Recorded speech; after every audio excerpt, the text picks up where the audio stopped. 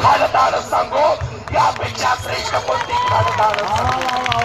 अरे शिक्षकांची खानदान आहे, ही भीमरायाची खानदान आहे, ही बाबासाहेबांच्या विचारांची खानदान आहे. म्हणून नेहमी सांगत असतो की गर्दीत माणसाच्या आधार भीम आहे, गर्दीत माणसाच्या आधार भीम आहे. गणतंत्र भारताचा सरदार भीम आहे, गणतंत्र भारताचा सरदार भीम आहे. पांडू नका कोणी रे, पांडू नका कोणी रे, नेते हजार आहेत. पांडू नका कोणी रे, नेते हजार आहेत. साऱ्या गटातटाचा यलगार भीम आहे, साऱ्या गटातटाचा यलगार भीम आहे.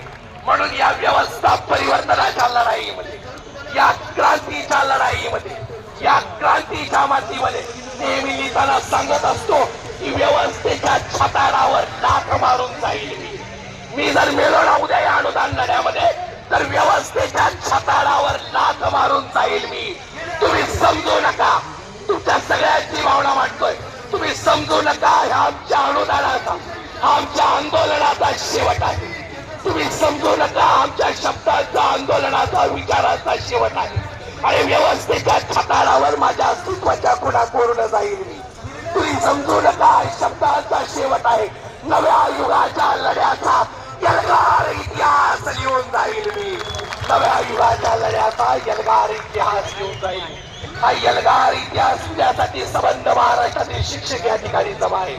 माझ्या भगिनी या ठिकाणी उपस्थित आहेत. अहिल्याची लेख आहे, रमाईची लेख आहे, फातिमाची लेख आहे, जिजाऊची लेख आहे, सावित्रीची लेख आहे.